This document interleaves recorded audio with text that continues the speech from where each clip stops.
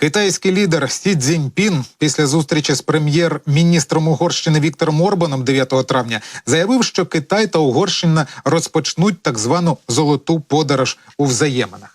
Під керівництвом Орбана Угорщина стала важливим торговельним та інвестиційним партнером Китаю, на відміну від деяких інших країн ЄС, які розглядають можливість стати менш залежними від другої за величиною економіки світу, повідомляє Reuters за підсумками прес-конференції, яку дав китайський лідер після зустрічі з Орбаном. Також слова про всеосяжну співпрацю між країнами наводить китайське видання Сіньхуа. Китай і Угорщина вирішили в четвер підняти двосторонні відносини до всеосяжного стратегічного партнерства в нову еру. Рішення було оголошено під час переговорів між президентом Китаю Сі Цзіньпіном і прем'єр-міністром Угорщини Віктором Орбаном. Як тут не згадати золоті акції, які були запущені як програма для того, щоб полегшити подорожі по Європі, застосувавши переведення грошей на рахунки угорського уряду і таким чином заїхати в Європу. І саме за цією програмою, яка вийшла досить скандальною, за якою на територію Європи заїжджали і російські олігархи, і діти розвідників, заїхало дуже багато громадян Китаю. І навіть була така думка, що саме Угорщина, а не Росія, приведе за руку Китай в Європу. Центр протидії дезінформації спробував пояснити, чому Білорусь оголосила про проведення ядерних навчань, назвавши це частиною російської кампанії залякування світу погрозами застосування ядерної зброї. Зацитую: «Білорусь, яка від початку повномасштабного вторгнення РФ в Україну залишається союзницею Москви, підігрує ядерній пропаганді, до якої держава-агресорка вдається, щоб зірвати військову допомогу Україні від західних партнерів та схилити до переговорів на своїх умовах. Ядерний шантаж, на думку працівників центру, для Росії залишається останнім аргументом. Активна експлуатація цієї теми свідчить, що у сьогоднішніх умовах у Кремля немає інших важелів, щоб якось змінити ситуацію на свою користь». Це була думка центру. З цього приводу я хочу поговорити з генерал-лейтенантом Ігорем Романенко. Він долучається до нашого ефіру. Пане Ігоре, я дуже радий вас вітати. Нагадаю, що ви є військовим експертом і за фахом, і за своєю роботою, за своїм досвідом, а також засновник благодійного фонду «Закриємо небо України», який спрямований на допомогу ППО. Отже, доброго дня. Дякую за оцінку. Так, дякую, що знайшли час долучитися. Отже, Росія та Білорусь розпочали навчання із застосування тактичної ядерної зброї. Які можливості у такої зброї? Треба мати на увазі, що це робиться в контексті взагалі тиску на керівництво, в першу чергу, наших союзників, тому що наше керівництво і наш народ більш стійкий до всіх цих червоних ліній, які Путін малював і малює. І напрями такого тиску дві – це ескалація і використання зброї масового знищення, в першу чергу ядерної зброї. І оскільки за останній час ми бачимо, ескалація не дуже працює, тому що Макрон говорив про війська, і Литва, і Польща, і ще деякі країни, які внутрішні, так сказати, знають, що вони до цього готують і напрацьовують відповідне законодавство з цього приводу, то якби ескалація не так ефективна, як він думає Путін.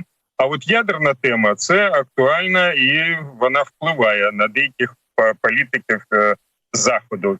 Тепер саме вплив цей який? Він розподіляється на запугування з точки зору стратегічної зброї. Ми це бачили і чули під час його виступу на Червоній площі.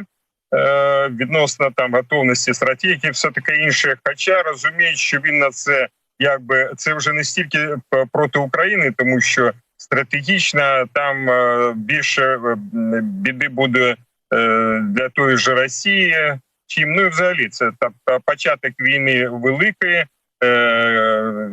Він сам ще не підійшов до такого рішення, а на нього всі тиснуть, в тому числі китайці, щоб цю тему не чіпати стратегічно. Тепер відносно тактичного, про що йде розмова і піднімається питання. Тут треба щось робити, щоб впливати. Значить, відносно цих тренувань, які відбувалися в Росії, а тепер продовжуються в Білорусі. Значить, самі тренування тактичної ядерної зброї, це до тактичної ядерної відносяться снаряди з боєголовками ядерними, ну, наприклад, гаубиці, ракетні комплекси, літаки авіації окремо, які підготовлені, і ранці спецзагонів, в які можна закладувати ядерні росіян, все це є. Але відносно їх навчань, всі ці, де є такого роду, вони проводять навчання раз на місяць. Я це говорю як командир полку і командир бригади, в якого були ракети з ядерним боєзарядом, і документи вимагали, і вони з радянського часу, і на початок України, поки не забрали цю зброю у нас, значить, з подачі окремого керівництва. І вони це продовжують. Тобто треба мати на увазі, що вони це роблять там, де є, раз в місяць. Головними етапами є перше сховищ, а там окремі сховища під ці боєголовки видати на пускові установки. Давайте розглянемо ракетні комплекси. Друге, розблокувати ядерну боєголовку для того, щоб її можна було застосовувати. І третє, дозвіл на її застосування. І причому, оскільки це не стратегічна ядерна зброя, там з чемоданчика можна запустити, то це доводиться кодами, які просуваються по там відповідному зв'язку. Приходить слово, цифри, розкодуєш і ставиш задачу, я як командир полку бригади, і доводиш дивізіони, де це виконується. І обов'язки були одне тренування не менше в місяць з командного пункту, і потім їхати обов'язково всі підрозділи, в даному випадку дивізіони, наприклад, Київська зенітно-ракетна бригади, де була ядерна зброя.